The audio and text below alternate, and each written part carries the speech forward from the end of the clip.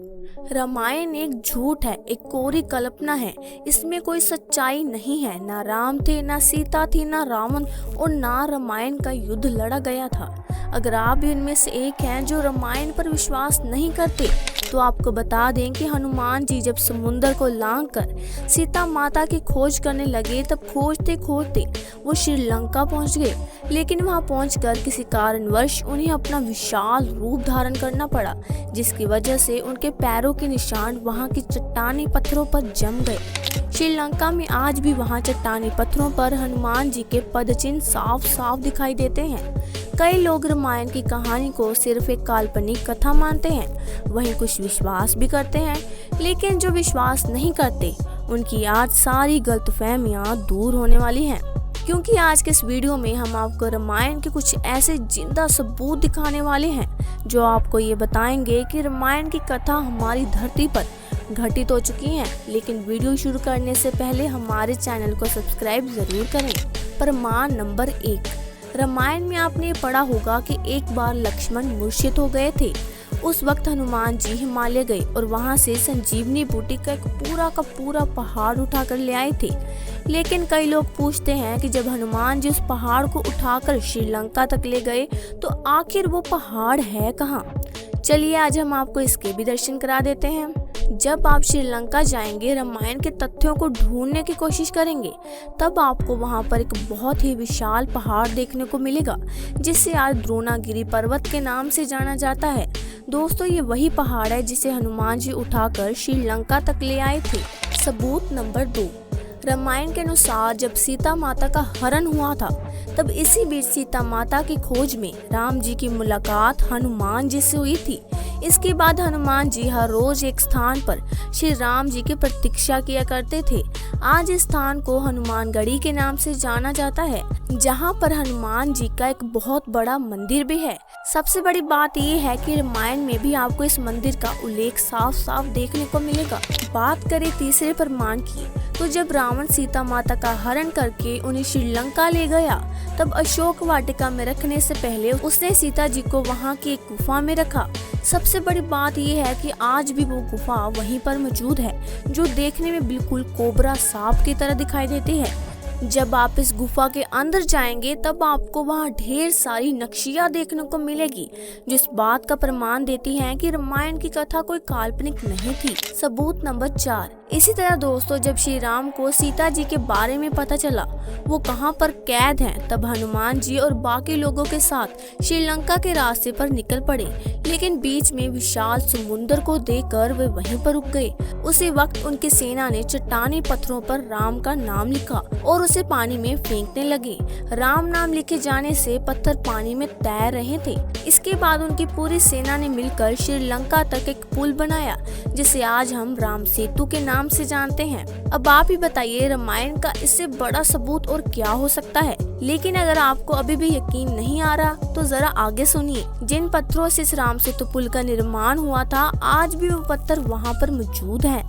जब इन पत्थरों की रिसर्च की गई, तब जाकर पता चला कि पत्थर रामायण युग के ही हैं। सबूत नंबर 5। आपको जानकर हैरानी होगी कि हाल ही में इस पहाड़ पर और इसके इर्द गिर्द कुछ वैज्ञानिकों ने रिसर्च करनी शुरू की है। अपनी रिसर्च में उन्होंने पाया कि इस पहाड़ पर कुछ ऐसी जड़ी बूटियां हैं जो सिर्फ और सिर्फ हिमालय में ही पाई जाती हैं। हालांकि वैज्ञानिक भी इस रिसर्च को करने के बाद बहुत ज्यादा हैरान हुए थे। इन सभी तथ्यों से आपको इतना तो समझ में आ ही गया होगा कि रामायण की कथा काल्पनिक नहीं थी। लेकिन अभी रुकिए, अभी ऐसे और भी कई तथ्य हैं जो आपको हैरान करके रख देंगे। सबूत नंबर 6। इसी तरह जब रावण सीता माता को हरण करके ले जा रहा था, तब जटायु ने रावण को रोकने की कोशिश की थी, लेकिन वो अपनी इस कोशिश में सफल नहीं हो सका। रावण ने उन्हें मार गिराया, लेकिन जहाँ पर जटायु गिरे थे, आज उस जगह को लिपाक्षी मंदिर के नाम से जाना जाता है। यहाँ पर ऐसे कई सबूत हैं जो आपको ये बताएंगे कि जटायु का पार्थिव शरीर इसी जगह पर गिरा था। सबूत नंबर 7। सीता जी को श्रीलंका ले जाने के बाद रावण ने सीता माता को अपने महल में रहने का प्रस्ताव दिया, लेकिन सीता माता रावण के महल में नहीं रहना चाहती थी। उन्होंने इसके लिए साफ मना कर दिया। इसलिए रावण ने उन्हें अशोक वाटिका में रखने का फैसला लिया। सीता जी हमेशा अशोक वाटिका के एक वृक्ष के नीचे चुपचाप बैठी रहती थी और भगवान राम को याद करती रहती थी। सबसे बड़ी बात यह है कि अशोक वाटिका का वो वृक्ष आज भी वहाँ श्रीलंका में मौजूद है। आज इस जगह को नवारा इलैया के नाम से जाना जाता है। लेकिन दोस्तों, अगर आपको अभी भी रामायण पर यकीन नहीं हो रहा तो जरा आगे की वीडियो जरूर देखें। आगे हम आपको कुछ ऐसे सबूत देने वाले हैं जो आपकी आंखें खोलकर रख देंगे। सबूत नंबर 8। रामायण युद्ध के दौरान रामायण में साफ साफ बताया गया है कि रावण अपनी लंका की सुरक्षा बड़े बड़े विशाल हाथियों की मदद से करता था। आज के पाए जाने वाले हाथियों की तुलना में ये हाथी कई गुना ज्यादा बड़े और विशाल थे। हालांकि आज से कुछ समय पहले तक लोगों को ये बात काल्पनिक लगती थी, लेकिन अब श्रीलंका के पुरातत्व विभाग ने शोध करने शुरू किए हैं, तब उन्हें हाथियों के ऐसे जीवाश्म मिले हैं जो आज के पाए जाने वाले हाथियों से कई गुना ज्यादा बड़े थे। अब जरा इसके आगे सुने। रामायण अगर आपने पढ़ी है या देखी है तो आपको इतना तो पता ही होगा कि एक वक्त ऐसा भी आया था जब हनुमान जी ने अपनी पूंछ से पूरी की पूरी लंका जला दी थी। इसका सबसे बड़ा सबूत ये है कि आज भी यहाँ पर काले रंग की मिट्टी देखने को मिलती है, जो ये बात साबित करती है कि इतिहास में यहाँ पर कभी बहुत बड़ी आग लगी थी। सबूत नंबर 10। रावण का वध करने के बाद ऐसा भी समय आया था जब सीता माँ को अपनी पवित्रता साबित करने के लिए अग्नि परीक्षा देनी पड़ी थी। सबसे बड़ी बात तो ये है कि जहाँ पर सीता माता ने अग्नि परीक्षा दी थी, आज भी वो स्थान पूरी तरह से सुरक्षित है। इस जगह को दिवु रामपुला कहा जाता है। नंबर 11। राम जी के द्वारा रावण का वध किया गया, लेकिन रावण एक ब्राह्मण था। हिंदू मान्यताओं के अनुसार किसी भी ब्राह्मण की हत्या करना सबसे बड़ा पाप है। इसी पाप से छुटकारा पाने के लिए राम जी ने भगवान शिव की आराधना की। शिव जी प्रकट हुए और उन्होंने राम जी से कहा कि अगर इस पाप से छुटकारा पाना चाहते हैं तो आपको 4 शिवलिंग की पूजा करनी पड़ेगी। इसके बाद सीता माँ के द्वारा रेत का शिवलिंग बनाया गया। हनुमान जी हिमालय से 2 शिवलिंग ले आए थे। वही राम जी ने खुद अपने हाथों से एक शिवलिंग का निर्माण किया, जो आज भी मौजूद है।